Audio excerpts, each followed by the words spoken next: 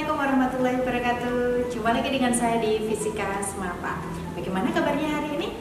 Masih semangat mengikuti pelajaran fisika? Oke, teman-teman, pernah nggak kalian itu membuka lampu neon yang sudah rusak? Jadi, jika di rumah nih ada lampu neon, kemudian kamu buka, apa yang ada di dalamnya? Mungkin komponen-komponen listrik ya. Nah, salah satunya itu ada yang namanya kapasitor. Kapasitor. Apa ya itu kapasitor? Apa juga fungsinya? Nah, gini, kalau seumpama saja kalau kalian itu punya uang banyak lebih, itu kira-kira kamu buat apa ya? Pasti kalau sudah beli semuanya, sisanya kamu tabung, kamu simpan dalam bank atau mungkin celengan. Nah, kapasitor ini itu juga bisa menyimpan loh. Yang disimpan bukan uang, tapi adalah muatan listrik. Kok bisa ya? Itu nanti dulu. Sekarang kita akan bahas atau kita akan mengulang lagi pembahasan tentang sebelumnya, yaitu tentang keping sejajar, karena ini ada hubungannya dengan kapasitor. Keping sejajar itu adalah dua buah keping di mana dia mempunyai jarak tertentu, punya luasan tertentu, dan ketika dialiri tegangan maka keping ini akan bermuatan. Muatannya akan beda, 1 plus 1 min. Nah, ketika muatan plus ini digerakkan dari P menuju R, maka dia akan mempunyai gaya listrik. Nah, masih ingat, gaya listrik itu adalah Q kali E medan listriknya. Nah, saat dia punya gaya, berarti dia juga punya energi. Pada posisi sini berarti dia punya energi potensial, yaitu energi potensial listrik. Masih ingat energi potensial listrik rumusnya bagaimana? Jadi usaha itu sama dengan perubahan energi potensial, yaitu Q kali V. V-nya adalah tegangan. Nah, karena yang namanya usaha itu adalah gaya yang berpindah, gaya yang punya jarak, berarti usaha atau perubahan energi potensial pun bisa ditulis yaitu F kali M. Maka seperti tadi bahwa Q kali V itu akan sama dengan F kali M. Nah, maka bisa dituliskan bahwa tegangan pada dua keping sejajar itu adalah V sama dengan Q per epsilon A kali D. Nah, sekarang jadi ingat kan? Itu yang kemarin kita bahas. Nah, saat muatan tadi bergerak dari P menuju R, itu berarti dia punya kecepatan kan? Maka akan ada perubahan energi potensial listrik akan berubah menjadi energi kinetik. Berarti sama energi kinetik akan sama dengan energi potensial. Energi kinetik itu kan rumusnya setengah mv kuadrat akan sama dengan Q kali V. Maka kalau kita mau mencari kecepatan muatan tadi, berarti V sama dengan akar 2Q kali V. V yang di sini ada potensial per M. Seperti itu. V yang kecil itu tadi untuk kecepatan ya, kecepatan muatannya. Terus Q-nya muatannya, V yang besar itu potensialnya, dan M adalah massa dari muatannya. Nah, sekarang kita sudah bahas atau mengingat yang keping sejajar. Sekarang kita bahas tentang kapasitor. Yang namanya kapasitor itu adalah suatu komponen listrik yang bisa menyimpan muatan listrik. Nah, kalau muatan listrik dapat disimpan kok hampir sama dengan baterai ya. Nah, jadi memang hampir sama. Kalau baterai itu menyimpan dia lebih banyak dibandingkan dengan kapasitor. Tapi kapasitor pun juga punya kelebihan, yaitu ketika tegangannya sumbernya itu diambil, dia masih bisa memberikan energi listrik ke rangkaian di sepersekian detiknya. Jadi ada waktu di mana dia bisa memberikan energi. Jadi seperti ini, bahwa kapasitor yang mula-mula tegangannya 0, setelah saklar disambungkan, perlahan-lahan kapasitor akan naik tegangannya sampai mendekati tegangan sumber. Jika tegangannya sudah sama, kapasitornya sudah penuh, berarti tidak ada beda potensial, maka nanti muatannya berhenti bergerak. Dan jika kita menyambungkannya dengan sebuah lampu, maka akan terjadi pengosongan kapasitor, yaitu muatannya tadi keluar dari kapasitor menuju lampu. Ini menyebabkan lampu menjadi menyala. Nah, sampai tegangan pada kapasitor pun menjadi 0 lagi, turun. Kalau sudah 0 lagi, lampu akan mati.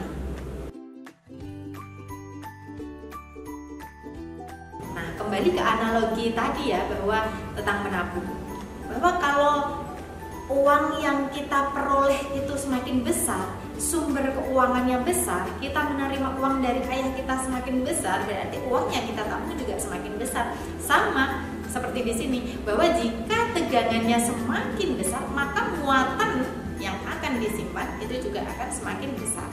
Berarti potensial sebanding dengan Q-nya, muatan.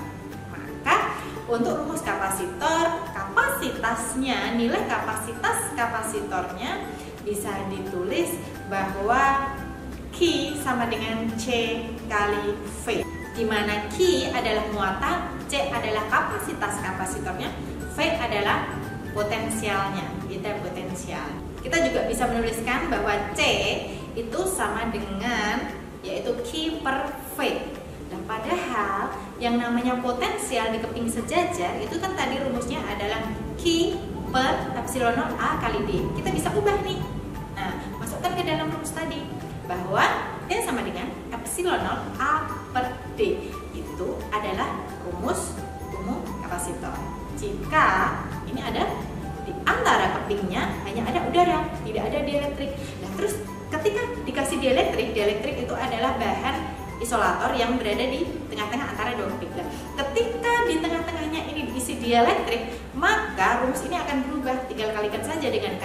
Maka C yaitu kapasitas kapasitor setelah dikasih dielektrik itu adalah K kali C0. C awalnya. K itu adalah konstanta dielektriknya. Nah, yang ditaruh di tengah-tengahnya itu tadi. Sekarang, karena di dalam kapasitor itu juga menyimpan muatan, maka dia juga bisa menyimpan energi. Ada energi yang ada di sana.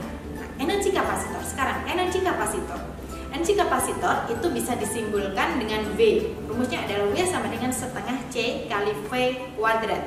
Kita bisa mengubah rumus nih, bahwa C kali V itu tadi kan rumus Q. Berarti mau ditulis V sama dengan setengah Q kali V boleh. Atau mau mengubah, atau misal kita mengubah yang V-nya, bahwa V sama dengan Q per C, maka rumus V tadi akan berubah menjadi W sama dengan setengah Q kuadrat per C. Seperti itu. Dimana W-nya tadi adalah energi, dan C-nya adalah kapasitas kapasitor, Q-nya adalah muatan, dan V-nya itu adalah tegangan. Dan untuk pembahasan selanjutnya, ini untuk yang terakhir, itu adalah susunan kapasitor. Kita akan simak penjelasannya yang berikut ini. Kapasitor juga bisa disusun secara seri, paralel, atau campuran. Susunan seri. Berikut ini gambar dari susunan seri pada kapasitor. Muatan yang mengalir pada kapasitor 1, 2, dan 3 besarnya adalah sama.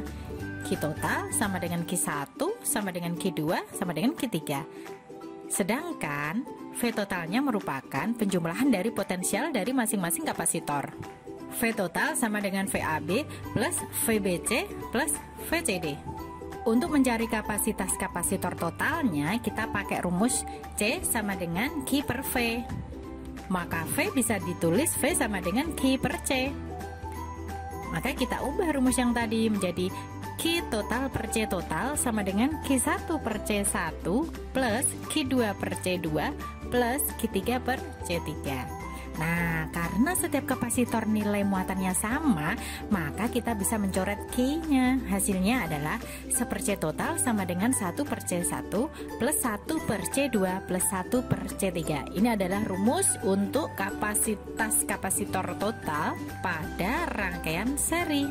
Berikutnya, untuk susunan paralel. Berikut ini gambar dari susunan paralel pada kapasitor.